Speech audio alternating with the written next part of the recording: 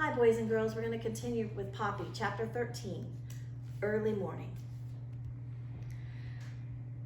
Within the log, but not too far from its entrance, Poppy found herself a soft place to sleep. There, curled up in a tight ball with her tail tip parked right below her nose, she felt safe enough to sleep. When she awoke after a long, sound slumber, it was dark and quiet. She got up slowly and stretched her aching muscles and then looked about for some sign of Aerith. The old porcupine was nowhere to be seen. Was he gone for good? Not likely. Poppy knew, but he might be gone for a few hours. She was also hungry. Cautiously, she made her way to the log's opening. It was night, and she could see neither sky nor stars. A silver sheen of moonlight made a lace of the canopy of trees above, even while transforming the ground into a carpet of velvet gray. She sniffed the air. Mingled with the sharp scent of pine and fir, she breathed in delicious hints of good things to eat: nuts, berries, seeds, fragrant flowers, tender roots. There were sounds, too: the creak and groan of trees, the sudden shrill cry of animals, the occasional fuzz-buzz of the passing bugs. Poppy could only feel astonishment. This was not Dimwood the forbidding. This was Dimwood the beautiful, a luxuriant world that teemed with life, a universe that held more than she had ever seen or dreamed of, a paradise that filled her with an almost aching desire to dance through it and see more. Trembling with excitement, Poppy was about to take a step away from the log when she chanced to look up. On the gray, lifeless tree, with a hole on its side, an acorn tossed from where she was perched, an acorn tossed from where she was perched, a brooding owl. Okay, and here's a picture of Poppy looking out in the Dimwood forest. The moment she saw the owl, Poppy darted back into the safety of the log. There she stayed, her heart thudding. Had the owl seen her? She did not think so. Could it, in fact, be Mr. Ocax? If it was, how could he have tracked her? But perhaps it was another owl. She had to know. In any case, her elation was gone. The forest was not to be for her. She sighed at the fright she felt. Poppy tried to calm herself. First, she pondered over her discovery that Mr. Ocax had lied about porcupines.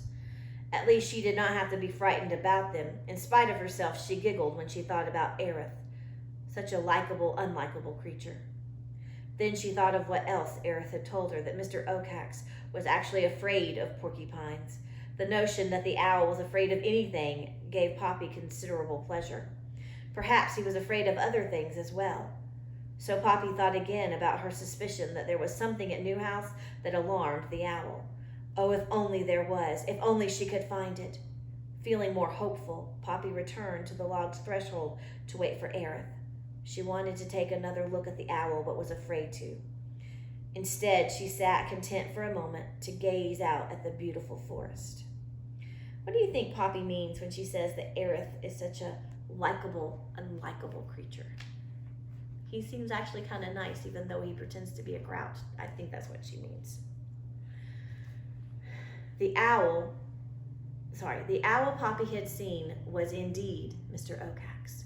He was perched upon the entrance to his home, flexing his sharp talons and staring gloomily into the forest. Now and again he swiveled his head and blinked, then clacked his beak. Hungry, he wished that something, anything, would reveal itself by moving. Once, just out of the corner of his eye, he thought he saw something moved at the entrance to that old log that lay not far from his snag, but it was gone so fast he could not be sure. Was it the porcupine? He hoped not. He hated Aerith. Just the thought of him made Mr. Ocax drop down inside his snag. Better to sit in the darkness and listen than deal with that creature. If something came by, he would hear it. When are you leaving for Newhouse? Aerith asked Poppy. The old porcupine had made his way back to the hollow tree before sunup. Bits of bark were stuck about his lips, chin, and whiskers. Soon, Poppy said evasively. Good, Aerith said. You're a sweet kid, but I like my privacy. So Mr. Ocax hates Aerith, huh? I think he's actually afraid of him, but we'll see. Aerith, Poppy began after a moment, I know you want me to go, and I want to go too. But when I looked out before, I think I saw an owl. Oh yeah, that snag just beyond my door, asked Aerith. The what? The old tree with the broken top. Poppy nodded. There was an owl sitting there, she said. I was told that Mr. Ocax lives in Dimwood. Could that be him? Aerith snorted. Follow me. Somewhat anxiously, Poppy trailed the porcupine out of the log. That snag you're talking about? Aerith said, pointing. Yes. Well, that's where Ocax lives. Poppy jumped back. There? Absolutely. Don't you mind? Poppy whispered, edging closer to Aerith. Nah, he's a jerk. Anyway, he doesn't get near me. But he rules this whole territory. And here's a picture, and you can see the porcupine, Aerith, and Poppy looking at the snag, which is where Mr. Ocax lives. Him? Rule? Maggot milk. But it's true. Poppy, Aerith snorted. There are lots of creatures who live around here. Some are mean like Ocax, some are sweet like me. Nobody rules. But he says he does. Oh, bees burp. Just because you're scared of someone doesn't mean you have to believe him. Aerith turned toward the snag. Ocax, he bellowed. Ocax! No, Poppy cried, don't. It was too late. Mr. Ocax popped up in his snag hole. In a panic, Poppy scrambled to hide behind Aerith's tail. What do you want? Ocax demanded. I've got a mouse here by the name of Poppy who says you've been calling yourself the ruler of Dimwood. That true? Instead of answering, Mr. Ocax shifted his head, trying to catch a glimpse of Poppy. When he saw her timidly peeking from behind Aerith's tail, he jutted his head forward, opened his eyes wide, and hissed. Aerith laughed. She also told me you claim porcupines eat mice, that you protect them from me. Ocax, do you believe that garbage, or do you just like the way it tastes in your mouth when you say it? Suddenly, Mr. Ocax's eyes narrowed. Where did you get that earring, girl? He shrieked at Poppy. That's something I ate? Poppy became so frightened she began to back up. What I eat is mine, girl, mine, Ocax screamed. Listen here, Ocax, Aerith snapped. The mouse has as much right as you two to go and do what she wants. I don't want you messing with her. But Mr. Ocax, ignoring Aerith, only cried, Poppy, listen to me. I don't know what you're doing here, but you might as well know the only way you'll ever get back to Grey House is when I dump your dead carcass on your father's front porch. With that, he clacked his beak and then dropped down inside the tree. Alarmed and furious, Poppy ran forward and began beating her clenched paws on Aerith's nose. You lammock, she called you lump, you rattling pincushion. This is a great thing to call a porcupine. The porcupine only grinned. Why did you tell him about me? Poppy shouted. Didn't you hear what he said? He's going to kill me. Oh, he's nothing but feathers. He doesn't bother me. But you've got quills, Poppy protested. Jealousy doesn't become you, girl. Aerith, Poppy implored, I have to get to New House. It's a matter of keeping my family alive. You're pretty small to be a heroine. Poppy looked down at her toes. That's not the only reason I'm going. Oh, it's also because of Ragweed. Who? Ragweed. He was my friend, Poppy sniffed. See, he wanted to ask me to marry him atop Bannock Hill. Said it was the most romantic spot around. I did want to marry him, so I said I'd go, but only after asking permission of Mr. Ocax. That's the rule. But Ragweed said, where's the romance when you have to ask permission? So we went without asking.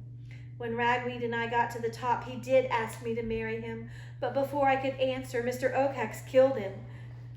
Then later, the owl said it was because Ragweed and I went to the hill without permission that my family couldn't move to New House.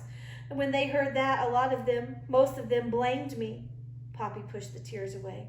So you see, I'm going to New House to prove our being on the hill had nothing to do with Mr. Ocax's refusal. If I don't prove it, my family can't go to New House and we'll be ruined. I'll be ruined. So I have to go. Only now that you've told Mr. Ocax I'm here, he'll follow me and he'll keep me from finding the truth. You've got to come with me. Aerith shook his head. Sorry, kid, but this is your business, not mine. Anyway, I need to get some sleep. Yawning, Aerith turned and began to move toward the log. Aerith, Poppy cried out, if you got me a new house, I'd get that salt for you. Aerith stopped short and spun about. A dreamy look filled his eyes. The salt lick? From Newhouse? The whole thing? You would, really? Poppy placed her paw over her heart. I swear.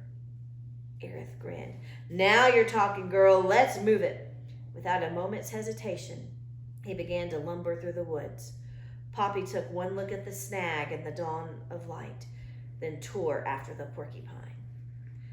So, Aerith doesn't really want to help Poppy. He wants to just mind his own business until she throws up the question of salt. And here's a picture of Ocax.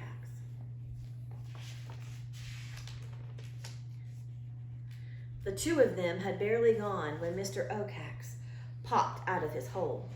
Having heard the entire conversation, he wasn't sure which he felt more, fury or fear. But he did know he had to stop Poppy. He launched himself into the air. Mr. Ocax feels both fury, which is anger, and fear. I wonder why. We'll read more tomorrow to find out. Thanks for listening.